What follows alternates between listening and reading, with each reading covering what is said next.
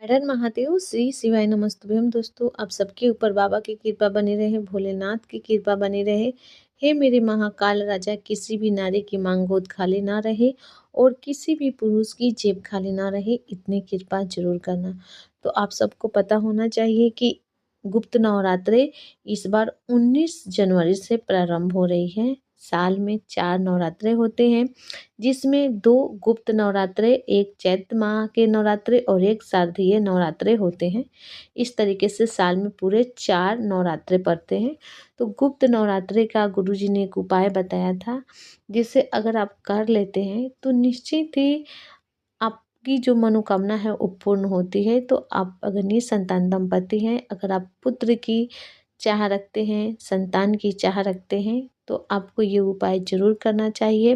नवरात्रे पूर्ण होते ही आपकी निश्चित ही गर्भ ठहरेगी और आपको संतान की प्राप्ति होगी।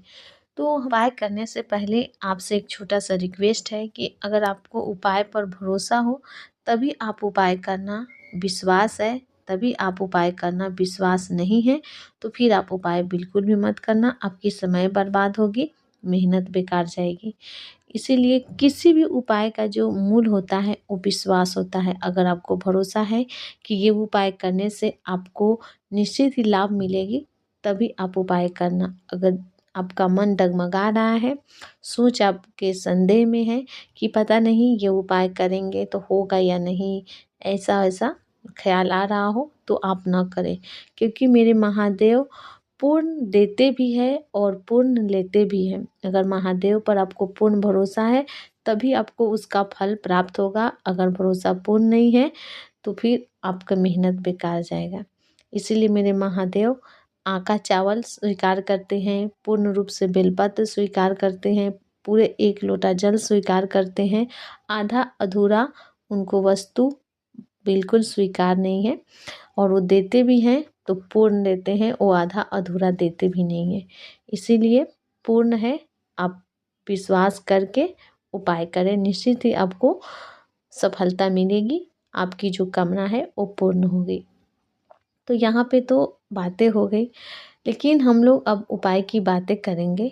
उपाय की बातें करने से पहले एक छोटा सा रिक्वेस्ट है कि आप चैनल पर पहली बार आए हैं तो चैनल को सब्सक्राइब कर दें। वीडियो अच्छी लगे तो लाइक बटन दबाना, कमेंट में हर हर महादेव या श्री शिवाय नमस्तुभ्यम जरूर टाइप करना।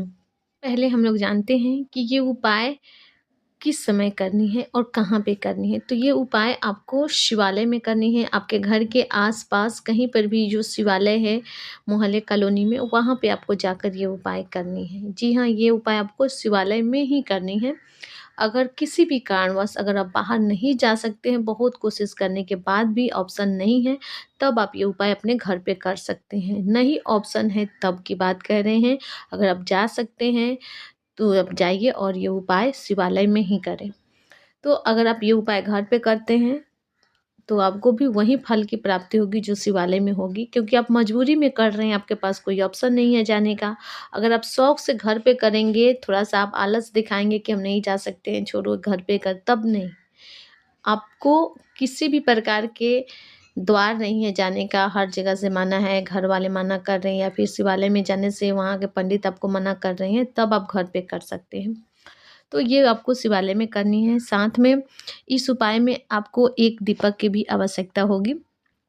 एक दीपक आप आटे का बना लें या फिर आप मिट्टी का नए दीपक रख लें। इसमें आप घी का प्रयोग करें और साथ में आप अगर संतान प्राप्ति की मनोकामना पूर्ति के लिए कर रहे हैं, संतान पुत्र प्राप्ति के लिए, तो आप गोल बाती का प्रयोग करें। क्योंकि शिवालय में लंबी बाती का प्रयोग करें, क्योंकि शिवालय में गोल बाती का प्रयोग दिखाया जाता है। लेकिन जब आप लक्ष्मी वृद्धि और संतान प्राप्ति के लिए कोई भी उपाय करते हैं तो हमेशा लंबी बाती का ही प्रयोग करें। तो आपको लंबी बाती घी का एक दीपक में तैयार कर लेना है और ये उपाय आपको सुबह में करनी है। सुबह जब भी आप अगर समय मिल जाए तब भी आपको करना है और नवरात्रि के प्रथम दिन से ही करना है। पूरे 9 दिनों तक ये उपाय करनी है, ठीक है। इसलिए पहले 1 दिन पहले हम आपको बता दिए ताकि आप अच्छे से इस उपाय को देख ले और हो सके तो जितना शेयर करें ताकि और भी माता बहनें हैं जिन तक ये वीडियो नहीं पहुंचा है, आपके शेयर करने से पहुंच जाए और ये उपाय कर ले और गुप्त नवरात्रि में उनको इसी गुप्त नवरात्रि में उनको संतान प्राप्ति की मनोकामना पूर्ण हो जाए। और भी किसी भी प्रकार की मनोकामना के लिए कर सकते हैं, नौकरी, व्यापार, व्यवसाय, रोग मुक्ति या फिर और भी कोई कामना हो उसके लिए भी आप कर सकते हैं।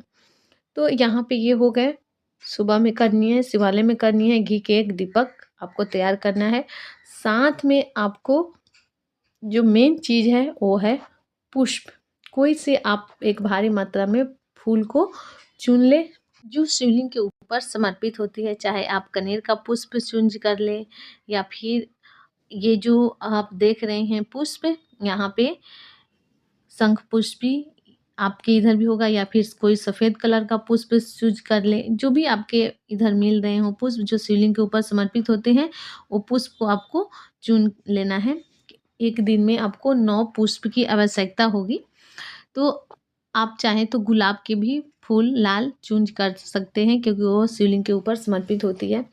तो पहले दिन आपको 9 पुष्प चाहिए, दूसरे दिन आपको 18 पुष्प चाहिए और तीसरे दिन 36 चाहिए। इस तरीके का करके प्रतिदिन आपको 9-9 बढ़ाते जाना है। जैसे 9 का टेबल आता है ना, उसी तरीके से आपको बढ़ाते चले जाना है। लास्ट में आपको 81 फूल समर्पित करने होंगे 9वें दिन, जो अंतिम दिन होते हैं। 81 आपको पुष्प शिवलिंग पर समर्पित करना, तो वही फूल चुनना जो आपको बहुत अच्छे से मात्रा में मिल जाए। ऐसा नहीं कि पहले दिन सफ़ेद कलर का पुष्प चढ़ा दिए, दूसरे दिन कोई और कलर का चढ़ा दिए, तो ऐसा नहीं। एक ही पुष्प आपको समर्पित करना है 9 दिन भारी मात्रा में लेकर। तो आप उससे अच्छा है, हम आपको एक राय देंगे कि सबसे अच्छा होगा कि आप गुलाब का पंखुड़िया ले लें। अभी ठंड के मौसम में आपको भारी मात्रा में कोई भी फूल नहीं मिल रहा है। अगर गेंदा के अगर आपके इधर फूल हैं तो ले सकते हैं, लेकिन अगर गुलाब के आप चाहें तो अगर बहुत आप शहर टाउन में हैं, आपको पुष्प नहीं मिल रहा है, तो आप गुलाब की एक पंखुड़िया 9 चढ़ा सकते हैं पहले दिन, फिर 18 पंखुड़िया चढ़ा दें। इस तरीके करके आप गुलाब की पंखुड़िया भी चढ़ा सकते हैं। तो यहाँ पे आपकी जो कन्फ्यूजन थी पुष्प की वो दूर हो गई। तो ये जो एक दीपक है और 9 फूल है, इसे लेकर आपको सीधे चले जाना है शिवालय में। सबसे पहले आप घी का दीपक प्रज्वलित कर दे, जला दे, तो कुछ चावल के दाने डालें, आसन दे दे नीचे ज़मीन पर।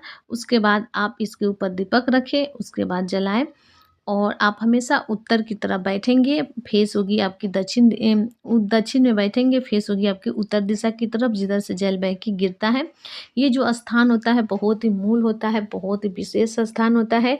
यहाँ से बैठ कर हम कोई भी उपाय करते हैं तो उसका फल हमें निश्चित ही मिलता है और बहुत जल्द बड़ा होकर मिलता है। इसीलिए हम आपको कहेंगे कि यहाँ पर ही बैठना, दक्षिण में जलाधारी के ठीक पीछे, और बैठकर या फिर खड़े होकर, और जो आप 9 पुष्प ले गए हैं दीपक जलाकर एक एक पुष्प आपको श्री शिवाय नमस्तुभ्यं मंत्र का नाम लेते हुए शिवलिंग पर समर्पित करना है। इस तरीके से आपको 9 पुष्प को समर्पित करना है। डायरेक्ट आप 9 पुष्प शिवलिंग पर ना समर्पित करें, एक एक करके आपको समर्पित करना है। फिर कल आपको फिर उसी तरीके से एक दीपक तैयार करनी होगी घी का, लंबी बाती का, और साथ में कल यानी कि 18 पुष्प आपको लेके जाने होंगे और 18 पुष्प को आपको एक एक करके शिवलिंग के ऊपर समर्पित करना है। 2 क्षण बैठना है, श्री शिवाय नमस्तुभ्यं मंत्र का स्मरण करना है और बाबा से प्रार्थना करना है कि हे मेरे नाथ, हे मेरे बाबा, हे मेरे अवघड़दानी, हम संतान प्राप्ति के लिए ये उपाय कर रहे हैं। हमें अब तक कोई औलाद नहीं है बाबा,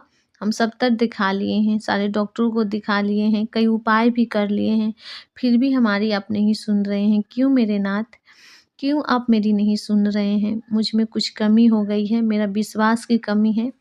मैं नादान हूँ, मुझे कुछ नहीं आता है।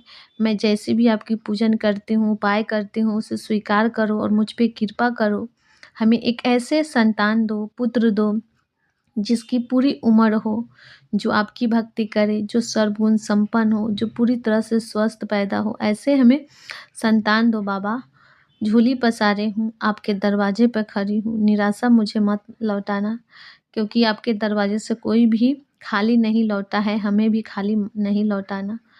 आप पर ही भरोसा है, आपके द्वार पर ना आऊँ तो फिर कहाँ जाऊँ? सारी दुनिया से तो ठोकर खा ली हूँ। ऐसे बाबा से प्रार्थना करना है, बाबा को नमन करना है और फिर चले आना है। फिर तीसरे दिन आपको इसी तरीके से एक दीपक तैयार करनी है और तीसरे दिन 36, यानी प्रतिदिन आपको 9-9 फूलों की संख्या बढ़ाना है। अगर पंखुड़ी चढ़ा रहे हैं तो 9-9 पंखुड़ी की आप संख्या बढ़ा लें। इस तरीके से अंतिम दिन आपको 81 पुष्प इसी तरीके से समर्पित करना है। शिवलिंग पर एक दीपक जलाकर और झोली पसार कर बाबा को प्रणाम करना है। जैसे ही नवरात्र बीतेंगे 10 से 15 दिन में ही आपको कोई खुशखबरी मिलेगी। गर्भवती आप होंगे और आपकी जो मनोकामना है वो पूर्ण होगी। पहले ही हम आपको कहे हैं, मूल है आपका विश्वास। विश्वास रख के करेंगे तो निश्चित ही आपकी मनोकामना पूर्ण होगी। तो यहाँ पे ये उपाय पूर्ण होता है। अगर आपके मन में किसी भी प्रकार के प्रश्न हो इस उपाय से जुड़े हुए तो आप हमसे कमेंट बॉक्स में पूछ सकते हैं। चैनल पर पहली बार आए हैं तो चैनल को सब्सक्राइब करिए। वीडियो अच्छी लगती है लाइक बटन दबाना, कमेंट में हर हर महादेव या शीर्षक नमस्तुभ्यम जरूर टाइप करना। फिर मिलते हैं, तब तक के लिए आप सबको हर हर महादेव, श्री शिवाय नमस्तुभ्यम।